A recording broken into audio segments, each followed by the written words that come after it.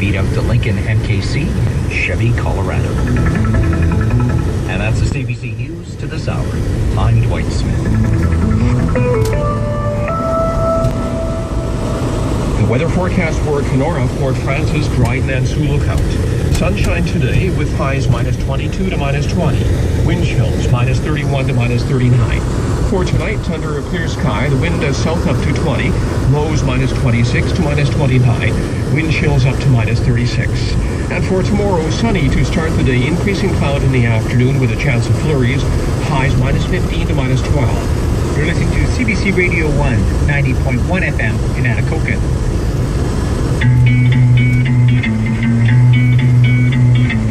Hello, I'm Jim Brown in Calgary. This is a rebroadcast of the 180 from Sunday, January 11th. Welcome to our first post-holiday non-best of show 2015. A program full of the head-spinning points of view and spunky differences of opinion you've come to expect from the 180.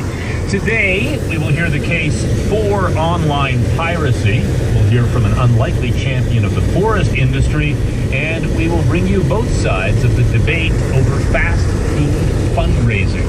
That's all coming up a little later. But first, happy birthday, Sir John A.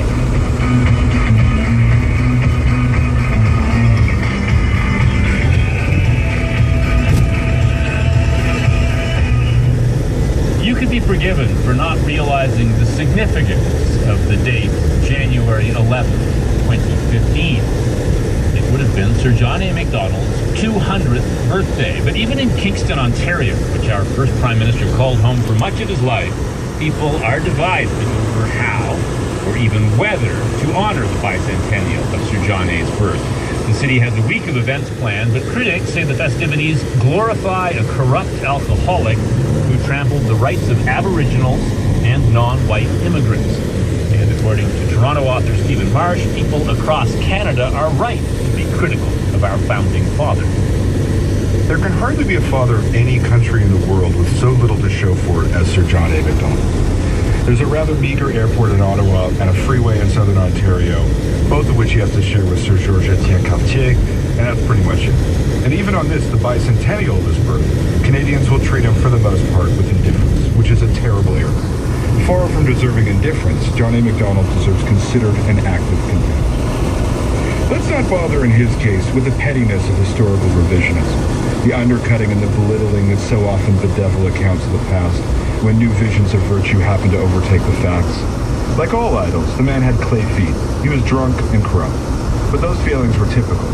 It's John A. Macdonald's supposed triumphs that we really need to worry about. To begin with, his greatest triumph was Confederation, which we celebrate as the origin of our country, even though we remained a British Dominion with little say in our foreign affairs until 1931. And so tormented and so shallow was the vision contained in the British North America Act of 1867, his proudest accomplishment, that the ghosts of its omissions continue to haunt us. To this day, if you mention the Constitution at a cocktail party, whomever you're talking with will simply walk away. Our national vision is so compromised, so utterly lacking in any idea, other than why don't we all get along, that the mess our first Prime Minister left behind has spiraled into a series of crises that may never be resolved. Because of him, we are our own country, but not our own country. Our symbols, even our head of state, belong to another nation and probably always will. Macdonald's other great achievement was the Canadian Pacific Railway. Again, a muted achievement. The supposed glory has left unhealed scars in the country that was its beneficiary. The Canada of peace, order, and good government did not allow for the massacre of Aboriginal peoples, but it did allow for their starvation. In violation of Treaty 6, as the Plains natives starved, Macdonald bragged to Parliament that he was keeping down the cost of their maintenance so the railway could move forward. Under the shadow of Sir John A. Macdonald's glorious accomplishments, then, we remain connected to a defunct empire, we possess no national vision that connects French-speaking and English-speaking populations, and we have not dealt with the underlying crime of taking land by force from people whose rebellions we crushed while he was Prime Minister. The Canada that we want to have is open, tolerant, and above all, itself. Sir John A. Macdonald would have hated every word in that sentence. He was the father of the country, definitely, but he was the father of the country we don't want to be. Toronto author Stephen Marsh, he says, by all means, remember Sir John A. Macdonald, but don't remember him fondly. But according to Macdonald's most recent biographer, much of what we love about Canada today flows directly from the efforts of our first Prime Minister. We reached Toronto author and historian Richard Gwynn for his response to Stephen Marsh. The most appalling combination of hot air and bunkum. He really doesn't know anything about his own country. His basic argument is that MacDonald set off Canada on such a terrible path that everything has been going wrong ever since. And he says we want to have an open and tolerant country. If he just would open his eyes out, he would see that he's living in an open and tolerant country. No other country in the world today has anything like as ambitious and as generous and as far-sighted as multiculturalism stroke immigration. That is part of MacDonald's Canada. This country today, and there are innumerable international surveys that show this, is one of the most successful countries in the world. Stephen Marsh is talking the most complete and utter and concentrated rubbish. Well, that is my milder comment. All right, let's explore this bunkum in greater detail. I understand that you'll at least concede some of MacDonald's failings, his alcoholism, for example. Everybody knows he was a drunk. But people like Stephen Marsh don't know and won't tell anybody that he quit. Now, if anybody listening has a friend, a co-worker, family member who once was an alcoholic and who quit, he or she will know that is a real accomplishment. Donald quit in about 1875, and he lived for another 16 years. Now, Richard, what about Stephen Marsh's argument that our seemingly perpetual constitutional struggle are thanks to a lack of vision on the part of MacDonald? Was MacDonald a big enough thinker to shape a modern nation? He was a very modern thinker. He was the first national leader in the world, not the first in North America and the British Empire and Europe, the first in the world to try to extend the vote to women. He did that in 1880, I think it was 5, in a early motion, and with complete legislation to accompany it in the House of Commons. He got absolutely nowhere. Not one of his Quebec MPs would have voted for him. He was thinking ahead about 40 years. Now, Stephen Marsh also takes issue with the lingering connection to the British Empire in MacDonald's thinking. How committed was he to the idea of Canada as a truly sovereign, independent nation? That was his whole objective. But he reckoned that Canada needed Britain to prop it up, in effect. I mean, we were next door to the coming world superpower. But his calculation that we needed help of it was sound. Now, what happened was we hung on to Britain's skirts far, far longer than we needed. But by then, MacDonald was long gone. Now, we've heard Stephen Marsh's perspective, and you've made a case in defense of MacDonald. But do you think that as a nation we honor Sir John A. appropriately? We don't really honor anybody. We're not big on honoring politicians, alive or dead. It's just not the way we are. I mean, there are exceptions. You know, Tommy Douglas, which was here and admired, and was thoroughly correctly, justifiably so. But we're not big on praising, in a sense we're not big on praising ourselves. MacDonald had weaknesses, there's no question about it.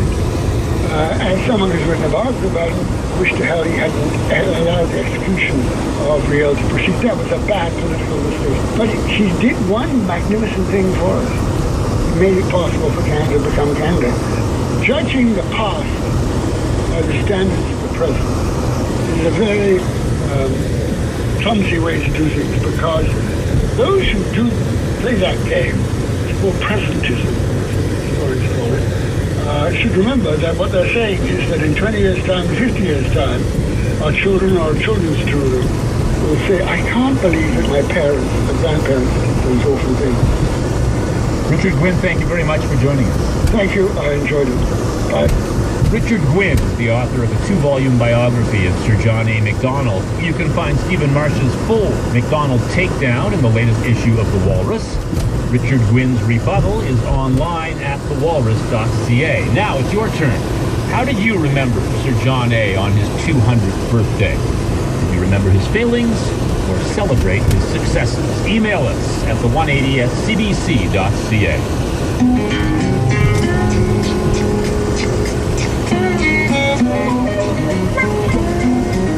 listening to the 180 on CBC Radio 1 and Sirius XM. I'm Jim Brown. You can follow us on Twitter at CBC 180 and subscribe to our podcast so you never miss a show. Just type cbc.ca/the 180.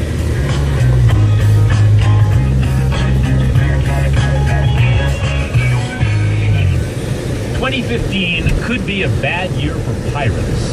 I'm talking about the legions of people who illegally download games, movies, TV shows, and music. For starters, the popular website The Pirate Bay was taken offline after a police raid in December. Netflix Canada is reportedly cracking down on those who try to access the U.S. version of its site, which offers more recent films and television shows than the Canadian version. And this year, Canadian internet service providers will start forwarding warning letters to customers caught downloading content illegally. Under the Copyright Modernization Act, if rights holders, such as movie companies and record labels, catch you sharing their material, they will get your ISP to send you a terse notice reminding you could be sued for thousands of dollars. But many Canadian pirates will persevere and continue to download. In fact, Travis McRae says he is morally obligated to do so. He is a former leader of the Pirate Party of Canada, and he joins me from our Vancouver studio to explain. Good morning. Good morning, Tim. So let me start by asking you, what do you think the chances are that this year you will receive one of those threatening letters from your internet service provider saying they've caught you illegally downloading copyrighted material? Probably 100% chance that I will be accused of piracy and that there will be a letter being sent to my house. But doesn't that basically mean the party's over? I mean, for years in this country, you could pirate what you liked when you wanted. No one would ever know. And now whenever you pirate something, there's a chance you're going to get a letter saying, we know what you did, Travis. Jim, in my world, the party's never over. There's no party to end. We've been doing this forever. Everybody who runs in the counterculture has always been called a pirate. We've had pirate radio. Everybody was afraid of fax machines, copiers, tape recorders, everything people have used to copy and share culture. Piracy isn't going to end, though. It's a big hydra. All right, well, let's have a little Piracy 101 here for some listeners. Tell us, what do you pirate and how do you do it? I will admit I pirate TV shows all the time. I live in Canada. We don't get the good TV shows. If I subscribe to Netflix, I use a VPN to subscribe to Hulu. I have Show Me. I have pretty much all the paid for streaming accounts that you can have. Mm-hmm. But still, sometimes I don't have access to TV shows that I want to watch. So how do you get them? I download them through torrents or through Usenet, and that's how I get my media. And how do you justify that morally? I mean, in the case of a movie, you're taking private property that's put together by hundreds of people who, need to be paid for their time, and you're watching it without paying them. How is that any different than stealing from them? Well, I think it's the big motion picture studios who aren't paying their employees, not me. I don't look at it as piracy. I definitely don't look at it as theft.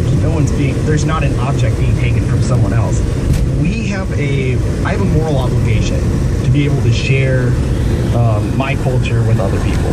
I believe that there are people all around the world, and it's easy to talk about the teenager here in Canada, the Vancouver kid who's just wanting to watch the latest Justin Bieber video. But there are people who are being affected in the real world by censorship. For instance, Iran. So I have an obligation to be able to share my TV shows and be able to share my media with people so that it can eventually wind up in Iran. But these aren't your shows to share. I mean, they're not. You know what I mean? Like, I you didn't make these shows. No, I didn't. But they are ours to share because they're part of our culture. I didn't make a building, but I can still look at it. I mean, everybody has a right to be able to take part in their culture. Well, let's just look at the city where you live, Vancouver. In your city, there are plenty of regular people just working every day in the film industry, actors, editors, assistants, accountants. Don't you take money out of their pocket